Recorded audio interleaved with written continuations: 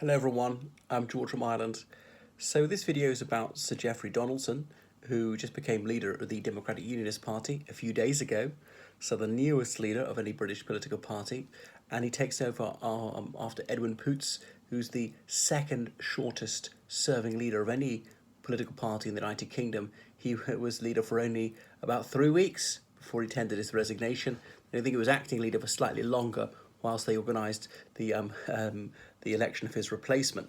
Now, Sir Geoffrey had stood against Edwin Poots for that leadership contest. Sir Geoffrey narrowly lost.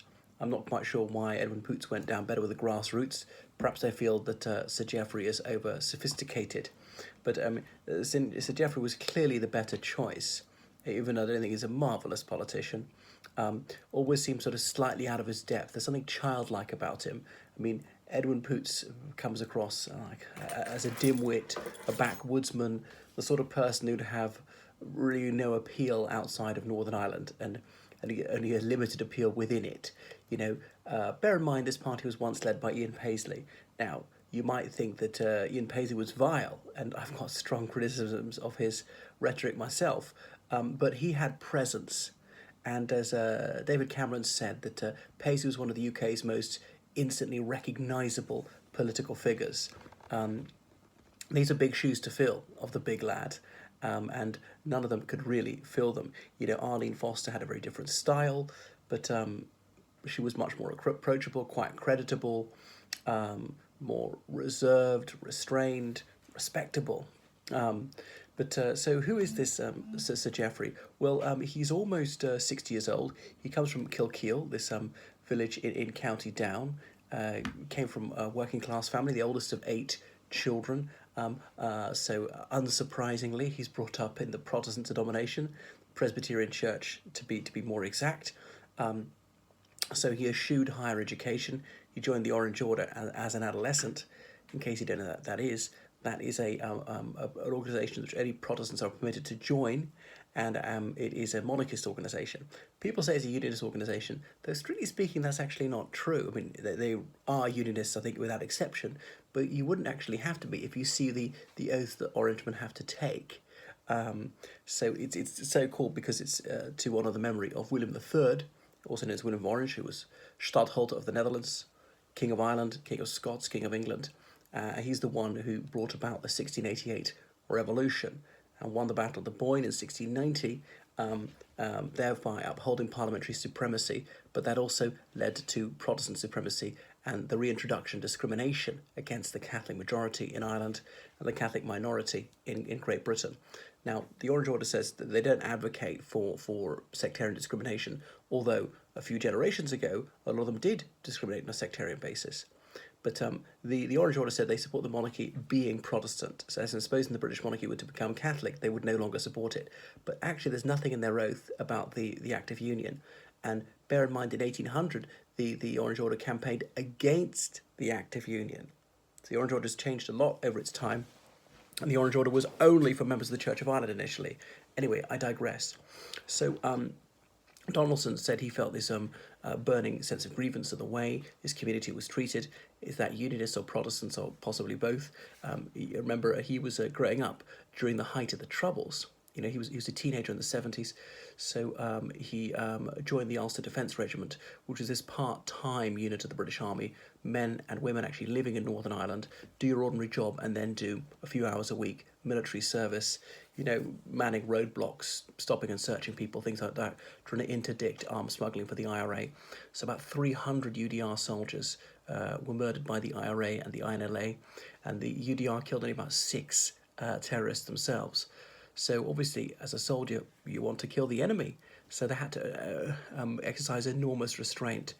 The anguish they felt when their comrades were killed, the desire to hit back, and they couldn't do so because they often couldn't identify the IRA, not going around in uniforms, not having bases and so on, but sometimes they knew who the IRA were, and a handful of UDR guys actually assisted loyalist terrorists or were loyalist terrorists themselves.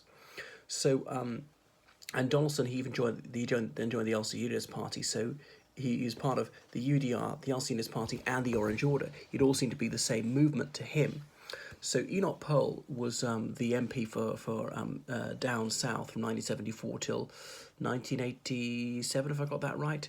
But I mean County Down, the southern section thereof. Down south sounds something different. Remember, in UK constituencies, if there's a point of the compass, you put it after the place, after the name of the town or the county. Anyway, so then he became the agent for Enoch Poll, managing the constituency for him. He later worked for Jim Molyneux, who was leader of the RC Unionist Party. So anyway, he was elected to various positions, like a Northern Ireland Assembly existed in the mid 80s, or in 1996 a new Northern Ireland Forum.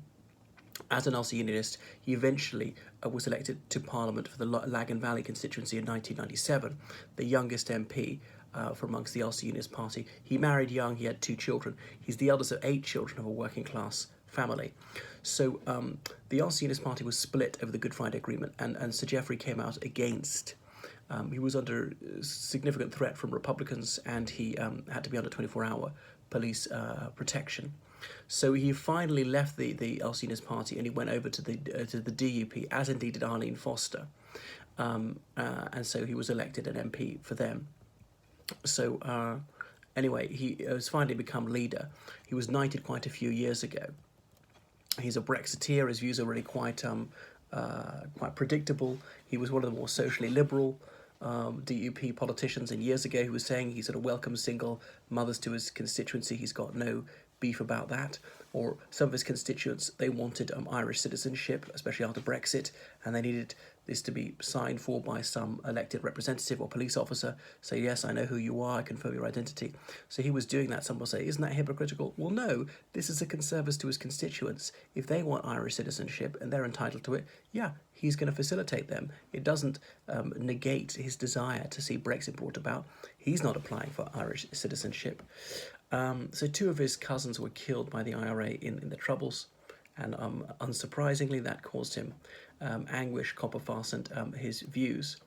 So he made some astonishing remarks in 2009, saying that Catholics are primarily loyal to the Pope. I mean, I don't know which century he's in. He obviously not read a great deal of history. Okay, certainly in the British Isles, most Catholics would use contraception. Most Catholics consider divorce to be acceptable. The Republic of Ireland even voted for abortion. So the idea that Catholics are said and led by the Pope on everything is false.